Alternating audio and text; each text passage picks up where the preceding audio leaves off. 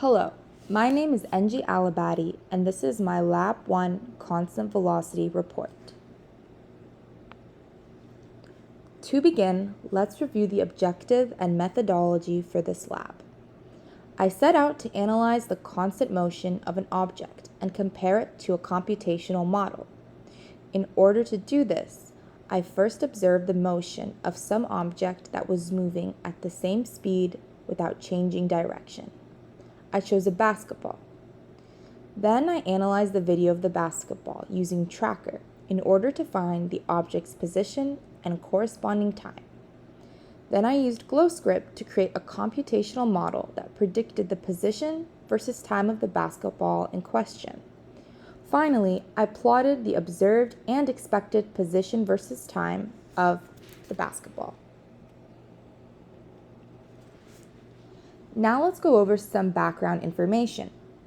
Our lab experiments with concepts such as Newton's first law of inertia, the momentum principle, the position update formula, and the velocity update formula. We also are observing a basketball moving at constant velocity, which according to Newton's second law means there is a net zero force on the object. Some of my assumptions were that friction is negligible. The ball moved in a straight line, and the ball moved at perfect constant velocity.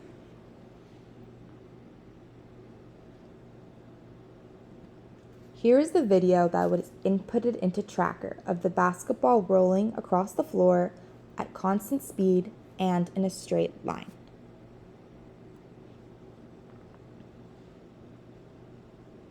Using the diameter of the ball, which is about 0.22 meters as the scale, I then aligned the axis in front of the ball so that every 0.01 second I could plot a coordinate for where the ball was, so that Tracker could create a position versus time graph as well as a data sheet using these coordinates.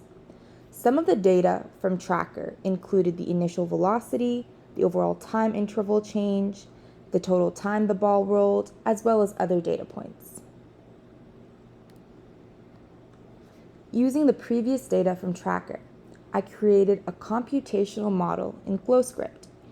I inputted the initial position of the ball as 0.0055 meters and the initial velocity as 1.6053 meters per second. Then I changed delta t to 0.01 to match the time intervals I set in Tracker. I changed my max time in the while loop to 0.39 seconds, which was the length of my video. Finally, I set the net force to 0, inputted the updated velocity and position equations into the code as well.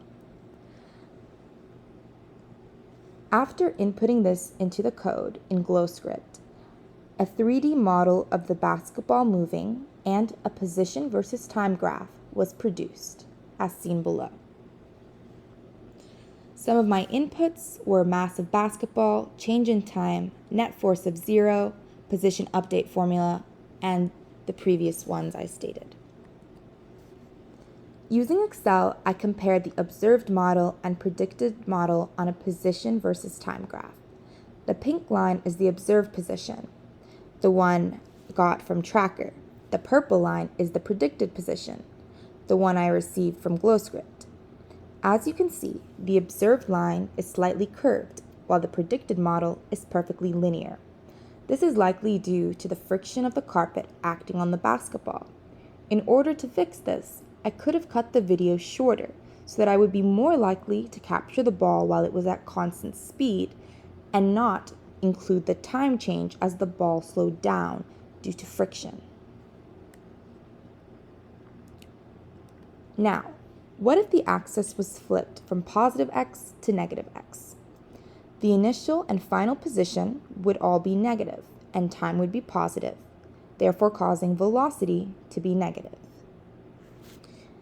To answer the second question, it is possible to find the total sum of forces acting on the ball to give a 0 net force. The force of the hand on the ball would be in the same direction as the ball, and friction would act in the opposite direction of the motion, thereby creating an overall net force of 0. While we did say that friction was negligible, this is an idealistic perspective and not true in reality.